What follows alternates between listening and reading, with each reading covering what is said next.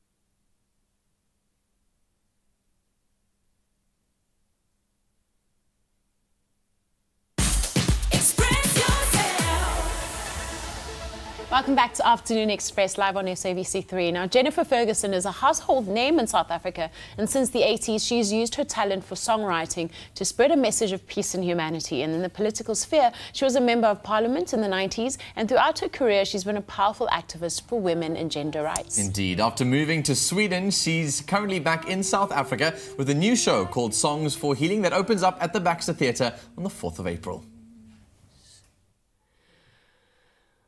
May summer bless the broken.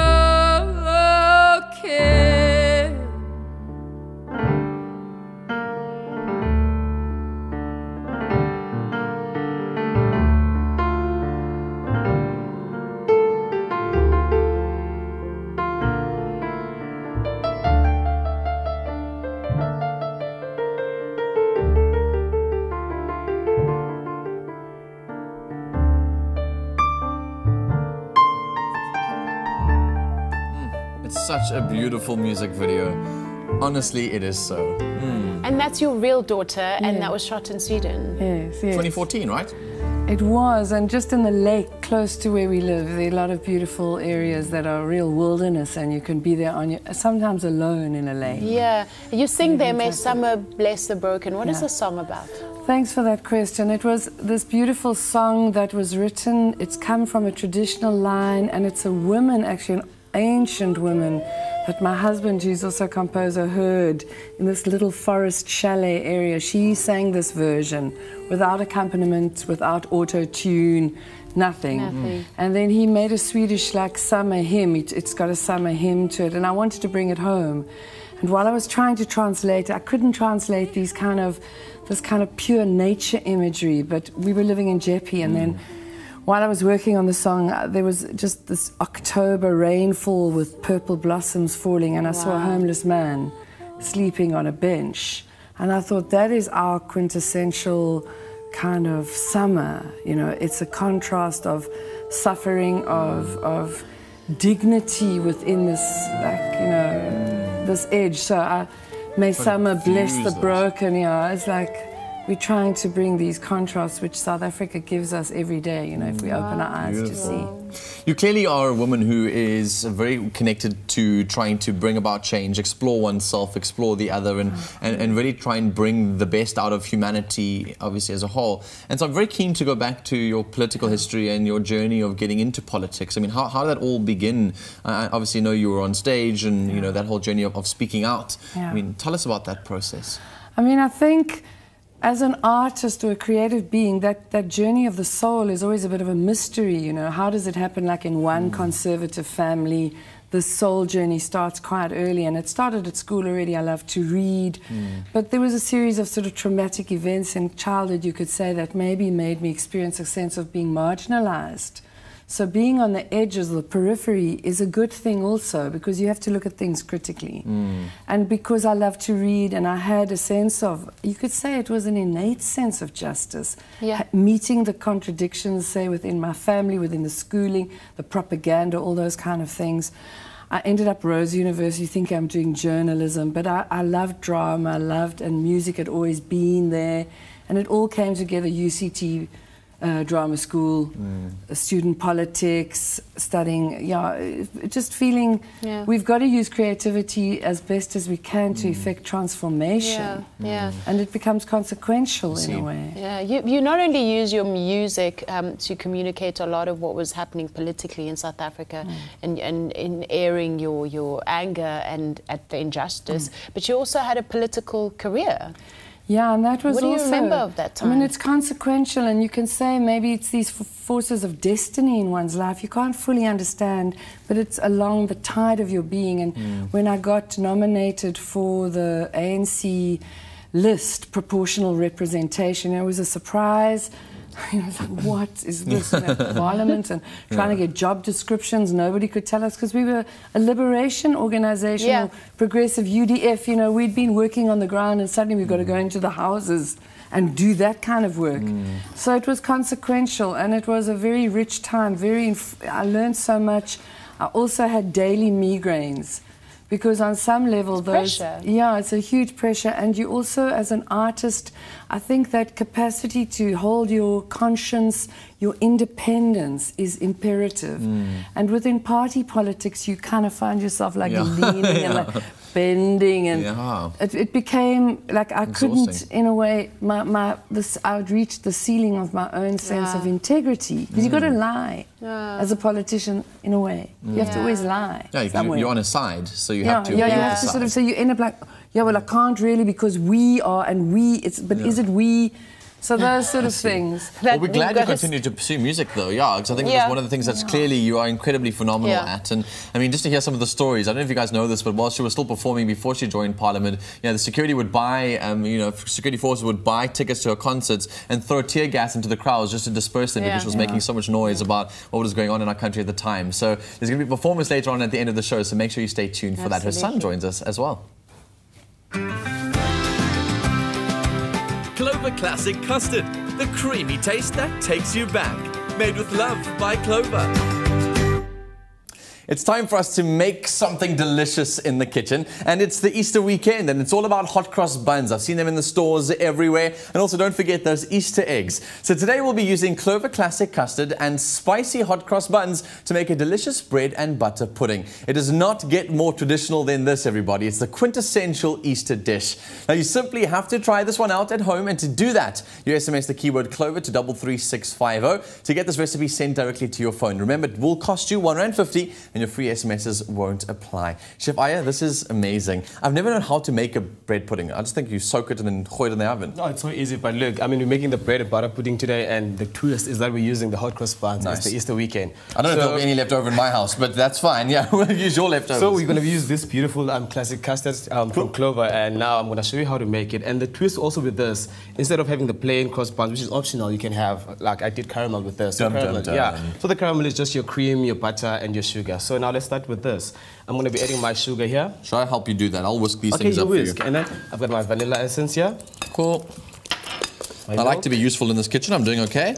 And it was only, Arms Day 2 days ago, so I need a second catch-up. It's also at the same time, because you've never done it before. If you're practically doing it, you kind of catch it quickly how to make it. Cool. So you mix that together. I'm going to add a touch of this classic Clover custard.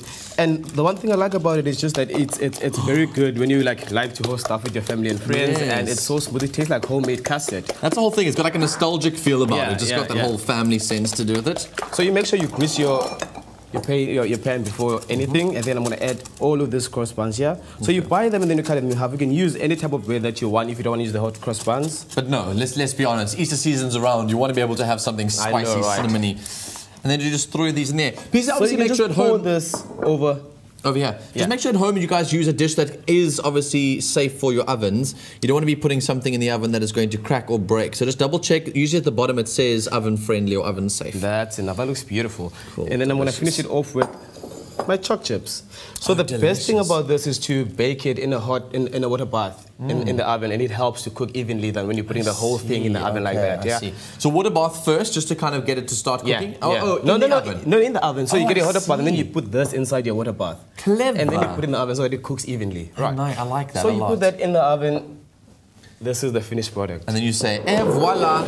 You have your most delicious, perfect Easter dessert. And then you serve it well with this. This goes well with, because today we're going to serve it with the hot cross, with the butter pudding, and then it goes well with your custard by itself, by your ice cream, your jelly, and your marble pudding. It's very nice. It tastes like homemade custard. I won't necessarily tell you this always, but during the ad breaks, I tend to take a little bit of this custard and just eat it with a teaspoon. It's one of my favorite things to do of all times. I literally cannot wait to try this dish, though. It looks absolutely incredible and obviously really easy to make. So if you would like to get it, you SMS the keyword Clover to 33650. Everything will be sent to your mobile device. And if you just joined the show and want to see how you made it, here's a recap.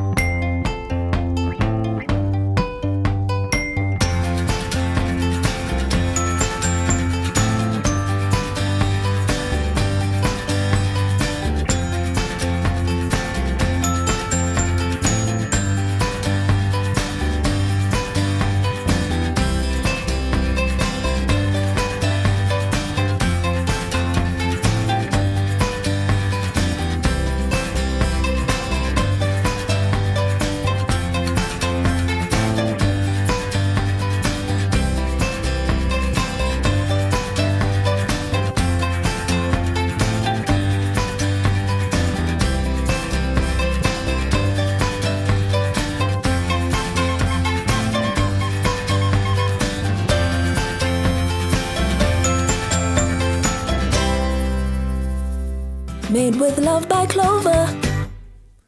delicious. It's my favorite thing about being a TV presenter is eating the delicious food on the show. And you could perhaps join me on Afternoon Express. Presenter Search on 3, proudly brought to you by Capitec and Mac Cafe, is officially here and the auditions are open. The next set of auditions will be held in Cape Town at the DHL Newlands Rugby Stadium on the 7th and 8th of April. Gates open at 8 a.m. and all you have to do is register at the gate and be ready to wow the judges with your presenting skills. So be prepared and be ready to claim your spot as the next face of SABC3. For more audition details and a list of the audition venues in a city near you, you can visit presentersearchon3.com. We'll see you after the break. Presenter Search on 3 is searching for South Africa's newest and hottest TV presenters and SABC3 brand ambassadors. This sensational nationwide search for new TV talent is brought to you by Capitec and Mac Cafe and presented by a 2018 SAFTA winner and one of the country's most popular television icons. Yes, it's me, Barbie Molloy, your host of this year's Presenter Search on 3.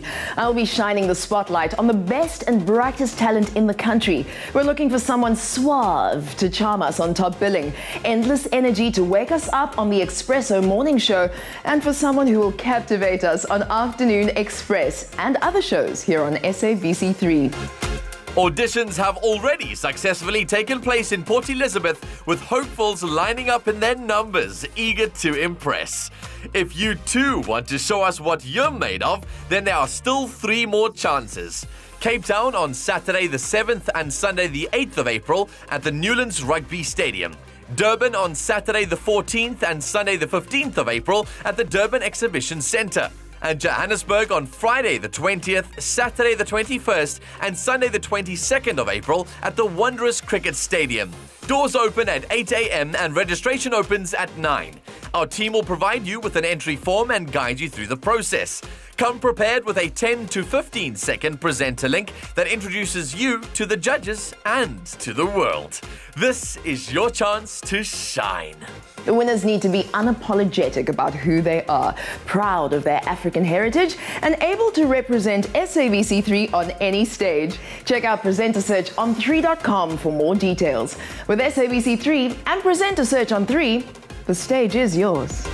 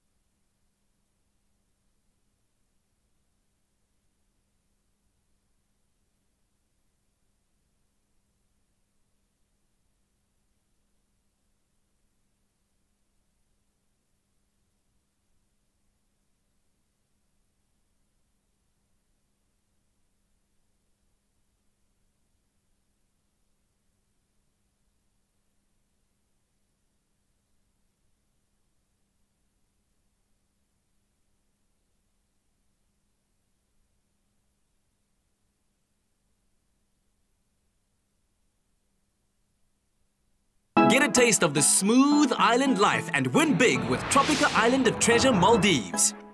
Buy a Tropica, follow the entry details on the pack, and you could win daily airtime prizes, Daniel Klein watches, American Tourista luggage for your next adventure, vouchers from loot.co.za to shop the hot daily deals online, and the grand prize of a Kia Picanto. For competition T's and C's, visit tropica.co.za. And don't forget to watch Tropica Island of Treasure Maldives every Monday at 7:30 p.m. on SABC3.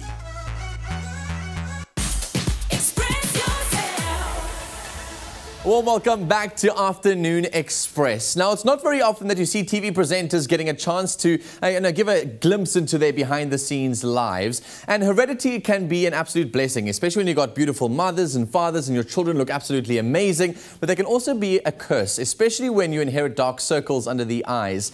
Genes are known to be the most common cause of dark circles and puffiness. And this is exactly why I decided to go and visit Dr. Anushka Reddy at her practice in Featherbrook, Johannesburg, to learn more about why I get dark circles and what she could do about it. Take a look.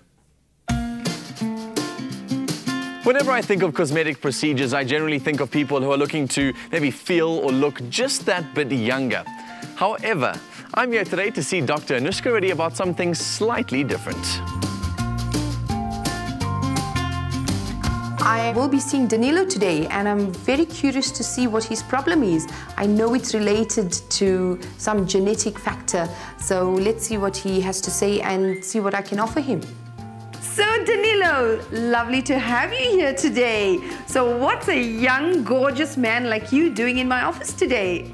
I've always been a firm believer in being authentic, loving who you are, not trying to change who you are.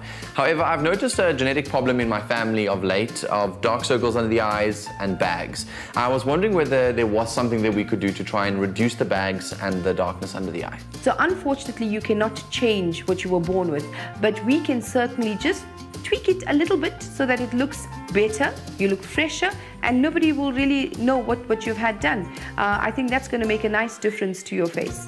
Okay, what then does cause the darkness under the eye and the swelling, and what are you thinking from a procedure perspective? If I look at your bony structure, you can see that it's what we would call retrusive. That means the bones are just pushed a little bit back. So that's what's causing these dark circles under the eyes. And we certainly have a very effective treatment that's going to help get rid of it and give you that fresh appearance. Is this something that will last forever? Is it a couple of months thing? Do I need to get it renewed? Will the muscles sag afterwards? In terms of longevity, the product will last anywhere between 9 to 12 months.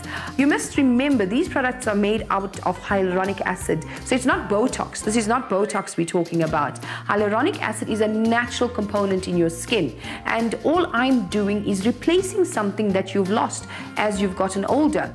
Okay, I'm nervous, but I feel like I'm ready. Should we get going? I feel Danilo's condition is quite a common condition. When you have these tear troughs that are due to genetic predispositions, it can actually worsen as you get older.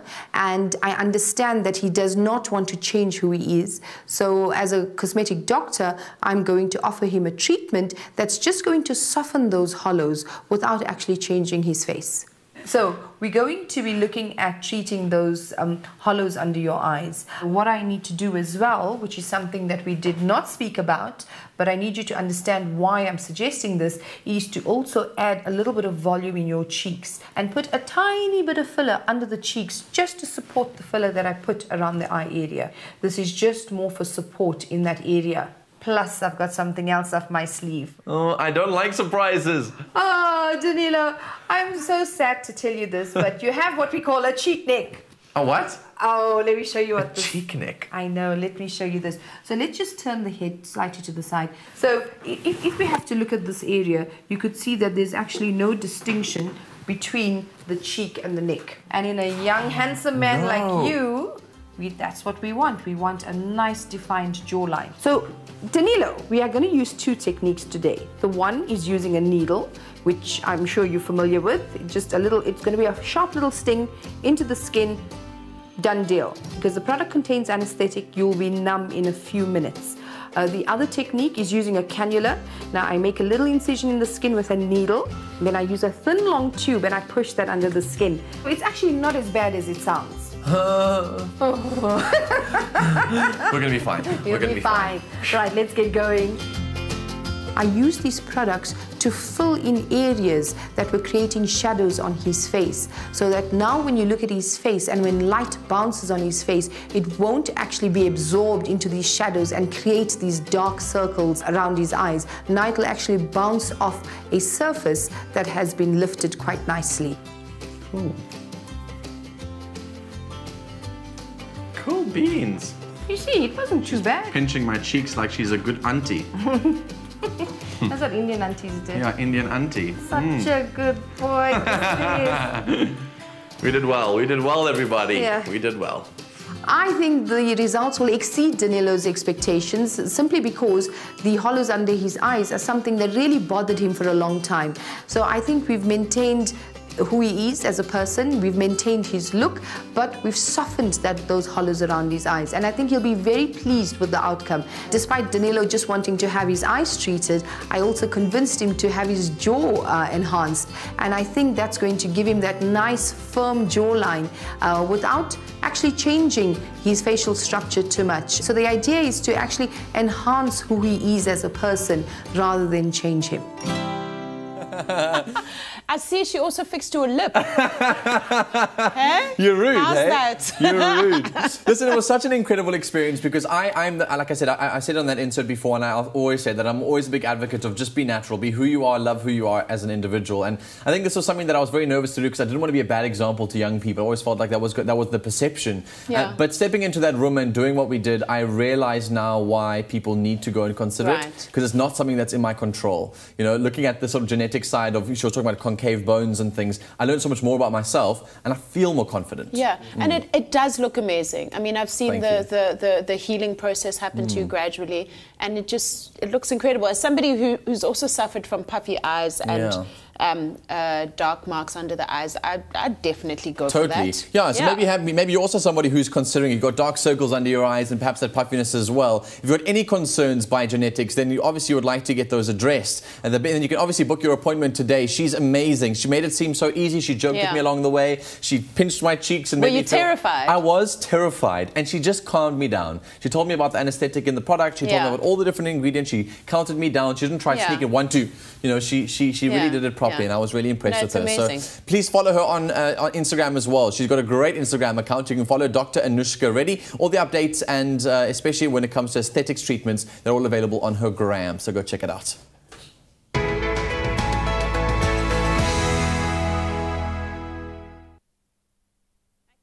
Coming up after the break, we're back on the couch with singer-songwriter and political activist Jennifer Ferguson. Plus, she'll be performing with a very special guest at the end of the show, so stay tuned. Clover Classic Custard, the creamy taste that takes you back. Made with love by Clover.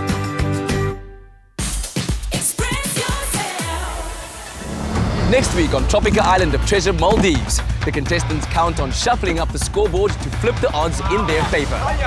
Be an animal. Ah! My lungs feel like they want to explode. Oh! Wow, will look at that. I didn't see that coming. How did that happen? Catch a flipping fantastic episode of Tropica Island of Treasure, Maldives, Monday at 7:30 p.m. on SABC3. The stage is yours.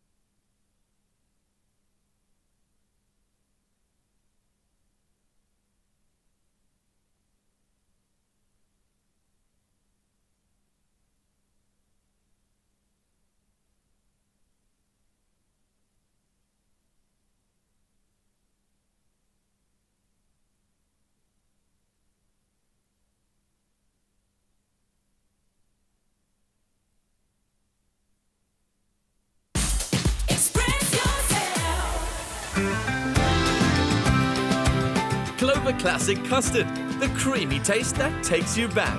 Made with love by Clover.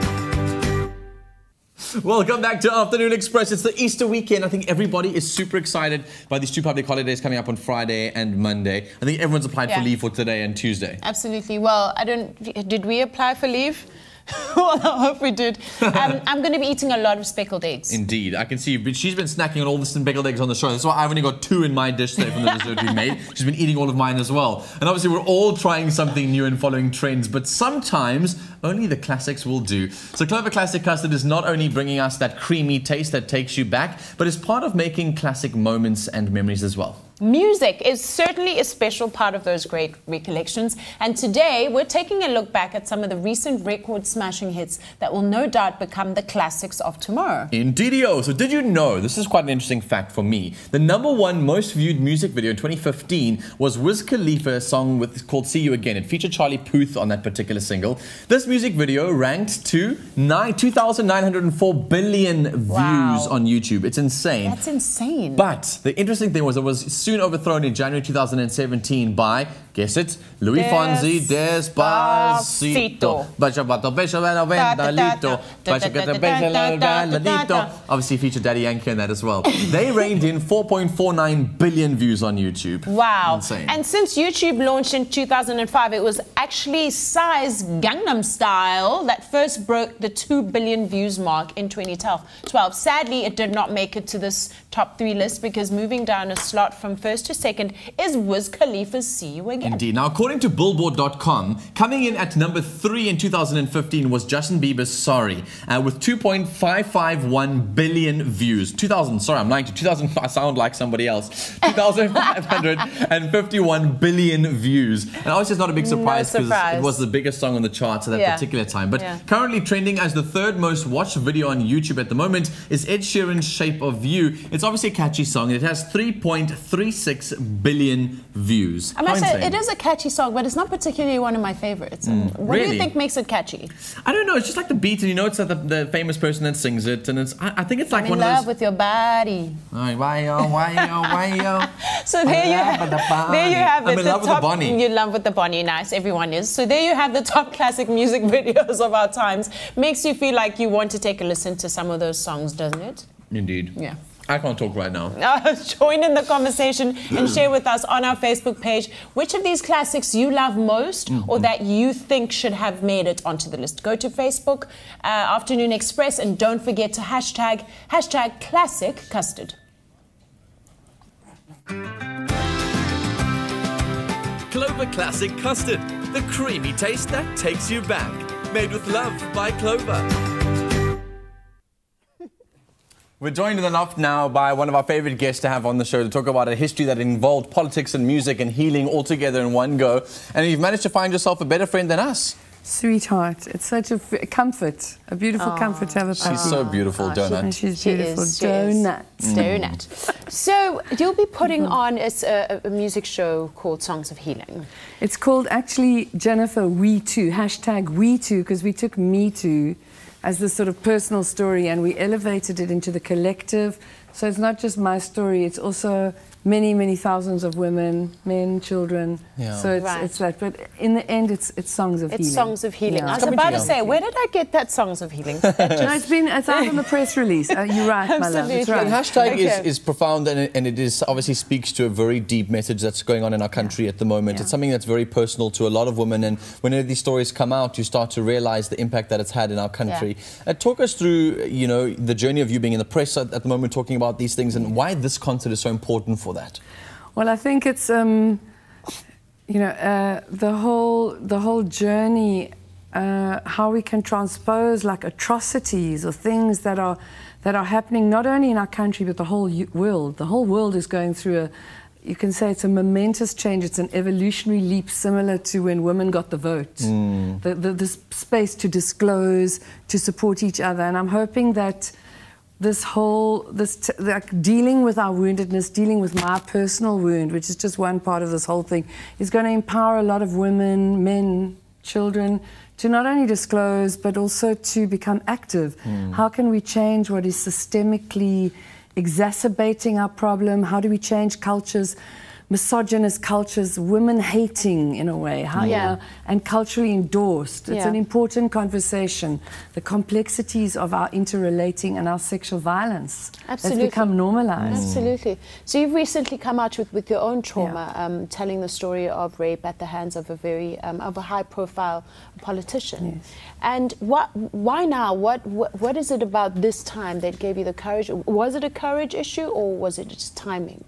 I mean, that's been so difficult to answer. The whole Me Too, I can say, really gave me a window that I can't fully, it wasn't a strategy, but it felt like I was ready, because I haven't been ready before. And I suppose that impetus, and also the fact that both of us, him and I, are symbols in this country. It's like a kind of a call up again, same as going to Parliament. It's kind of consequential. I'm rising to it. It's not simple. It's had many implications. It's been very unsettling. It's not convenient to disclose. But if we don't do it, who's going to do it? Yeah. Artists generally, I find, when it comes to scenarios like this, use their art as a form of their own sort of therapy and healing in the process. So for you, this must be incredibly, explorative space for you, learning about yourself, learning about the healing. What about the audience? What must the audience come with when they come to see the show? What are they taking from this? How do they bring their suffering? How do they bring their story? I mean, that's in a way the kind of generosity of a... We're trying to break the sort of barrier between the performing stage and the audience, so the image of a communion. But I think it's going to be both. I think opportunity for self-reflection, opportunity for expression, opportunity for celebration. We got Khayelitsha Choir, Cape Town Youth Choir Ensemble. We got Zolani Mahula from Freshly Ground, Tina Skau. Beautiful musicians. So in the end, I sometimes say, why do we make music? We make music to make our lives and the truth more bearable. It helps us to kind of transform, taking the shit, turning it to gold, making something it opens ways for us as opposed to imprisons us. And struggle songs, we singing moved our struggle. It created a beautiful collective experience for everybody. So I'm really grateful for the opportunity, humbled by it. The fact that my family's with is also it's so significant for us. And I want to share this with ordinary South Africans and with music lovers and with political activists. It's going to be a song. It's not entertainment, it's entertainment. And is there an opportunity at any time during the night where people are invited to perhaps share their own stories if they feel an urge to? We haven't really created that in this one, but we're hoping that the #WeToo campaign is going to exactly create those kind of circles of healing for conversations. And I'm really here also now to listen to people. I'm consulting with organizations that have been working for years. And Rape Crisis, for example, is there for any woman that feels they've got something they need to disclose. Or get off their chests. And for women that have been implicated in some kind of sexual violence, sexual harassment in workplaces, amongst the same kind of place where I'm working. They can phone Rape Crisis. Rape Crisis will direct them. There's not only sort of counselling opportunities, but they can also be legally sort of informed if they want to report. And we're really encouraging South African women especially to take their courage, because if we don't do it, who will do it? Not only for ourselves, but for our daughters, for our sons, that we can change this culture, teach our children about the consent, for example, as a very important value. How do we really understand what's saying, yes, this is okay, this is cool with me? It's beautiful. Honestly, I really think this is going to be a great experience for all those who attend. I think just to be aware of your own personal self and to be able to come to a performance and also bring yourself to that performance as well too, and have that healed at the same time. And there's also a practical element to it. It's not just like this musical thing, like let's hope music heals me, but there's some very practical things that you've involved with trying to get involved with Rape Crisis. And it's an important time. We salute you and we salute the Baxter for bringing this to the stage. Thank you so much, and thank you for this beautiful space. And thank you for your courage and sharing your story. Will you give us our dog back at some point? If she'll let you go. I'm getting love bites. We definitely can't wait for Jennifer's live performance and to find out who will be joining her. So stay tuned. All of this coming up after this break.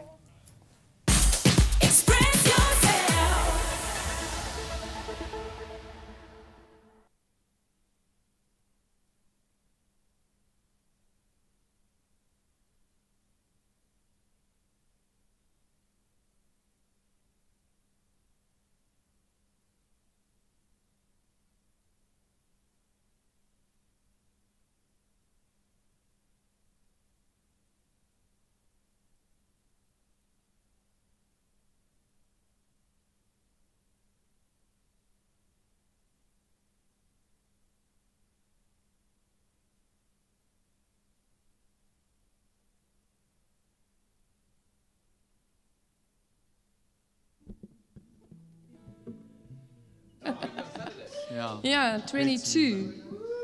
Home again. Be the dream, be the dream. From Cuba. Be the dream. And Cuba, it's Cuba, Sweden and South Africa, collaborative song. Be the dream. Be the dream, South Africa. Be the dream. We didn't say ticket whip, ticket whip.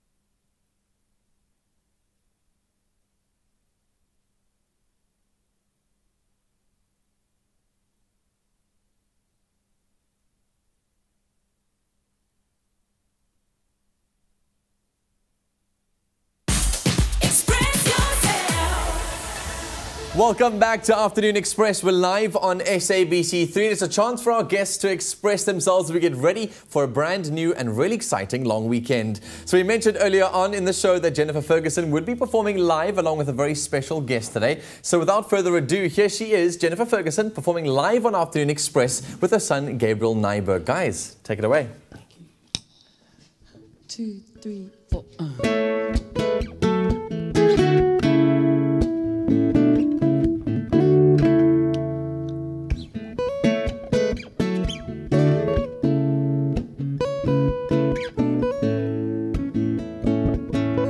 Be sung of praise in prison, for worry be relieved.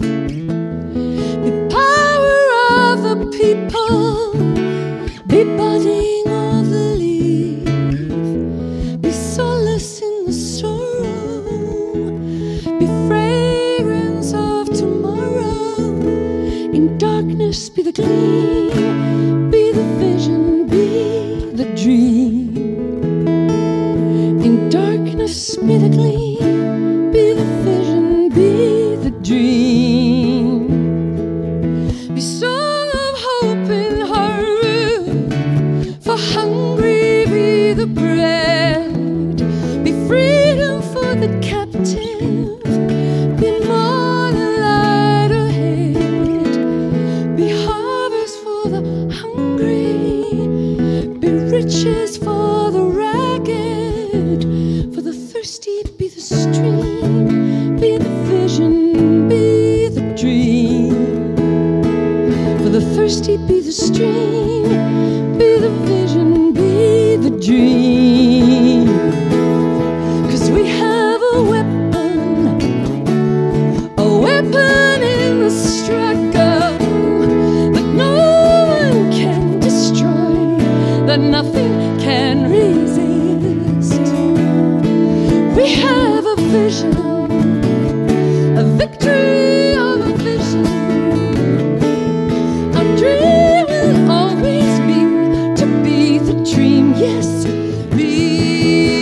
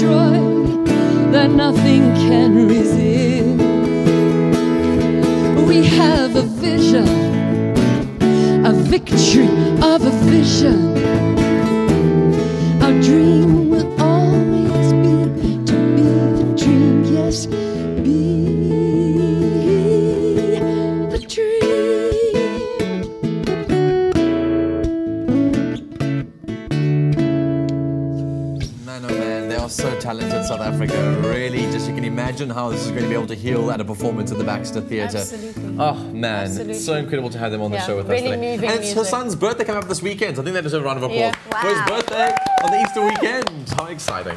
Right. Now remember that we'll be off air tomorrow, South Africa. I'm sorry, it's the 4th test match between South Africa and Australia. But we'll see you again next week, Wednesday. So I hope you guys have a fantastic and blessed Easter weekend with your family and friends. We love you. Make this dessert delicious. Enjoy the rain. And thanks for joining us. Next, it's good to have you. Thank you for having me. Continue to perform. We love you. Thank you. Bye. We miss you already. See you next week.